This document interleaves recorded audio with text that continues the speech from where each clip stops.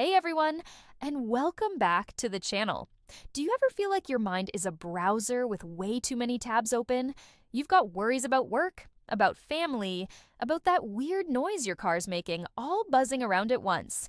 It can be completely overwhelming, right? I know that feeling all too well. Sometimes it feels like these worries take over, making it hard to focus, relax, or even sleep. But what if I told you there's a simple, creative, and incredibly effective way to quiet that noise? First things first, what exactly is a worry box? The concept is beautifully simple. It's a dedicated container where you physically place your written worries. By writing a worry down and putting it in the box, you're performing a symbolic act. You're externalizing the thought, moving it from the abstract chaos of your mind into a concrete, contained space. This act alone can be incredibly therapeutic. It creates a psychological distance between you and your anxieties. It tells your brain, I see this worry, I've acknowledged it, and now I'm putting it away in a safe place to deal with later. This frees up your mental energy to focus on the present moment, on the things you can control, and on the things that bring you joy. It's a way of scheduling your worrying, so it doesn't have to be an all-day event. So, what do you need to make one? The best part is, you probably have most of what you need already. The star of the show is, of course, a box. This can be anything. An old shoe box, a small wooden chest from a craft store, a sturdy gift box, even a glass jar. The size is up to you, depending on how many worries you anticipate having. Next, you'll need some paper and a pen. I like using small slips of paper, like little notepad sheets or even colorful sticky notes. And finally, the fun part, decorations. This is where you get to make the box truly yours. Think paint, markers, stickers, glitter, fabric scraps, magazine cutouts, washi tape, whatever speaks to you.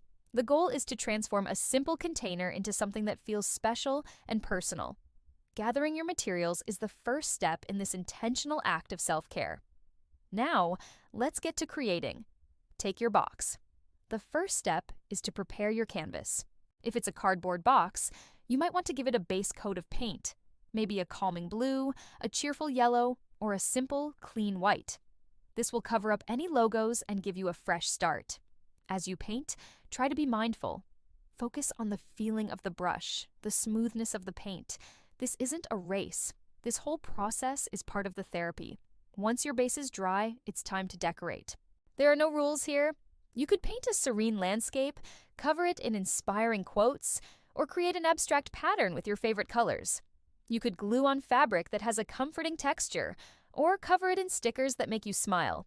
The idea is to make the outside of the box a reflection of the peace you want to feel on the inside. Make it a joy to look at. This is your personal sanctuary for your worries, so make it feel safe and beautiful to you. While your box is drying, let's prepare the other essential component, the worry slips. Take your paper and cut it into small, manageable pieces. They don't have to be perfect. The size just needs to be big enough to write a sentence or two. Having a stack of these ready to go is key.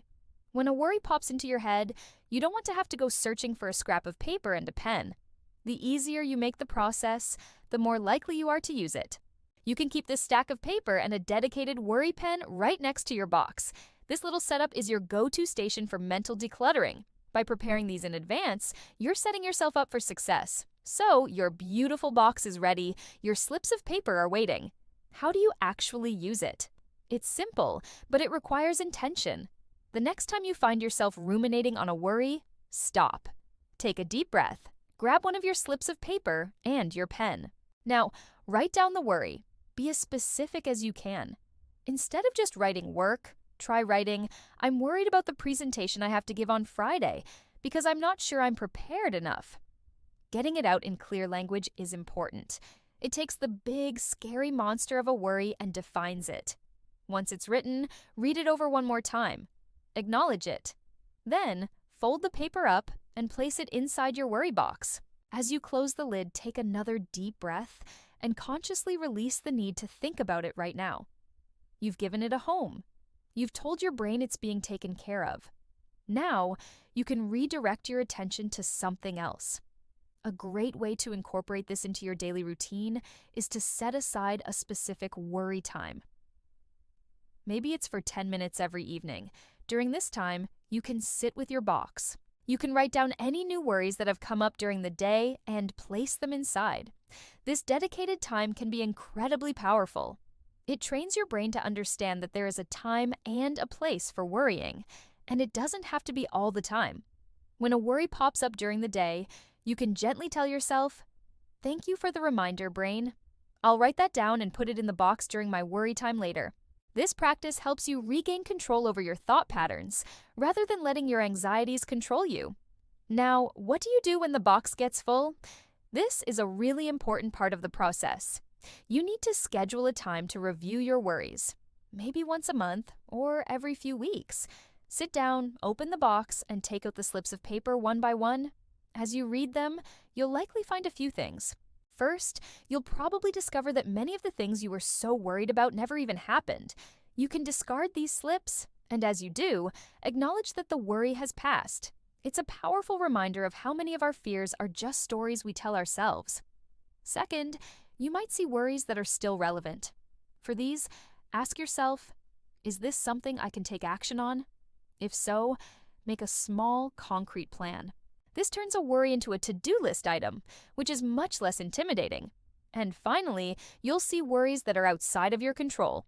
For these, the act of rereading and then placing them back in the box, or even discarding them, is an act of acceptance. It's practicing the art of letting go. This little box is more than just a craft. It's a tangible coping mechanism. It's a way to practice mindfulness, to develop self-awareness, and to build resilience. It doesn't magically make your problems disappear, but it changes your relationship with them. It gives you a sense of agency and control in the face of anxiety. It's a reminder that your thoughts are just thoughts. They are not you, and you don't have to let them rule your life. Creating and using a worry box is an act of profound self-compassion. Thank you so much for joining me today and creating this with me. I truly hope this practice brings you a little more peace and a little less noise. If you found this helpful, please give this video a thumbs up. And don't forget to subscribe for more content on mindfulness and creative well-being. I'd love to see your worry boxes, so feel free to tag me on social media if you decide to share them.